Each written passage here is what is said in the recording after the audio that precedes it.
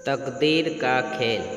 बात बहुत पुरानी है। बिहार के पटना शहर में मनसुख लाल नाम के एक व्यापारी थे। इनका कीमती रत्न का कारोबार था। इनका कारोबार दुनिया के कई देशों में फैला हुआ था। पूरे सूरत शहर में इनका मान और सम्मान था। मनसुख लाल के दो बेटे थे, जिसका नाम रामलाल और श्यामलाल था।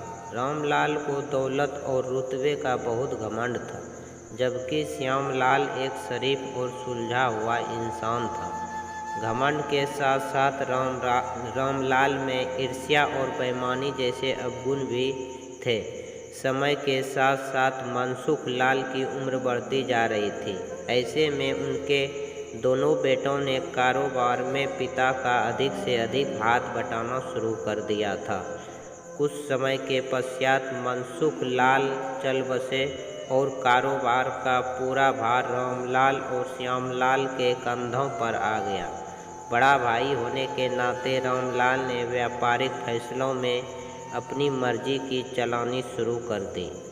रामलाल बेईमानी और मक्कारी भरे फैसले लेने लगे। असली रत्न के नाम पर वह नकली रत्न का व्यापार करने लगा, जिससे उसका मुनाफा बढ़ने लगा। इस मुनाफे से उसका बाकी बचा चरित्र भी काला हो गया। दौलत के घमंड में वह परिवार में उन्मादी जैसा व्यवहार करने लगा। दूसरी तरफ शरीफ और सुलझे हुए श्यामलाल को शुरू में रामलाल की बेईमानी का इल्म तो नहीं हुआ, परंतु जब उसने उसके व्यापार में परिवर्तन देखा तो पूरे माजरे को समझने में उसे ज़्यादा देर नहीं लगी। रामलाल की करतूतों से श्यामलाल को बड़ा दुख हुआ।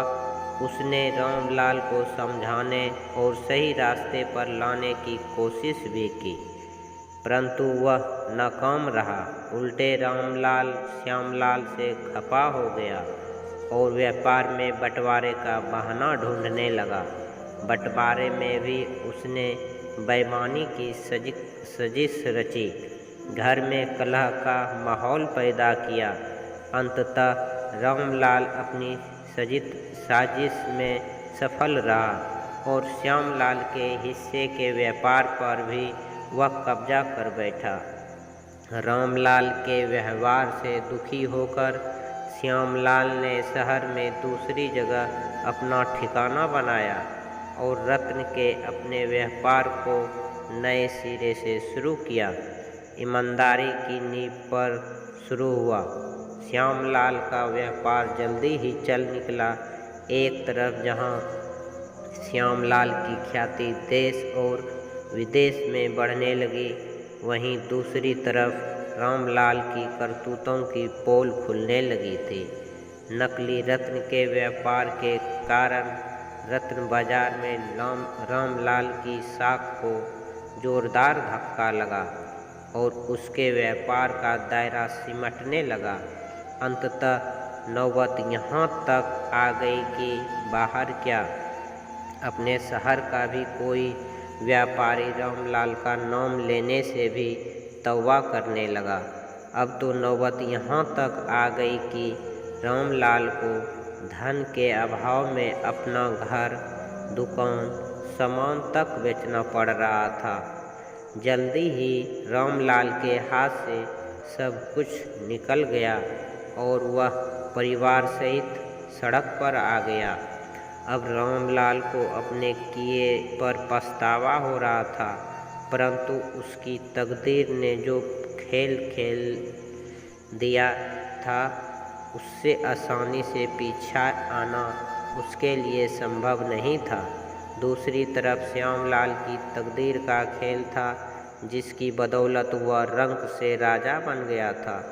जब रामलाल की बदहाली की खबर श्यामलाल को लगी तो उसे बड़ा दुख हुआ।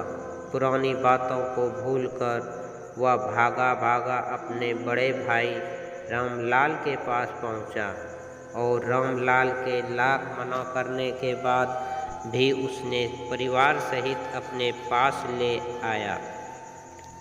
यह भी तकदीर का ही खेल था।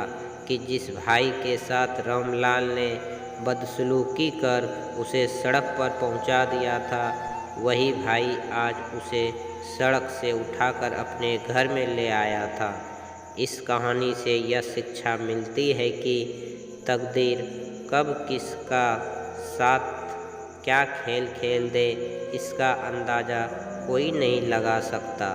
हाँ, इतना ज़रूर है कि आपके कर्म ही आपकी तकदीर लिखते हैं। जिस तरह रामलाल और श्यामलाल के कर्मों के आधार पर तकदीर ने उसके साथ खेल खेला था, इसी तरह अच्छे कर्म करते रहना चाहिए। क्या पता कल तकदीर आपके साथ क्या खेल खेल जाए। इसलिए कहते हैं तकदीर का खेल निराला है। आज की कहानी कैसी लगी कृपया कमेंट बॉक्स में अपनी राय ज़रूर दें।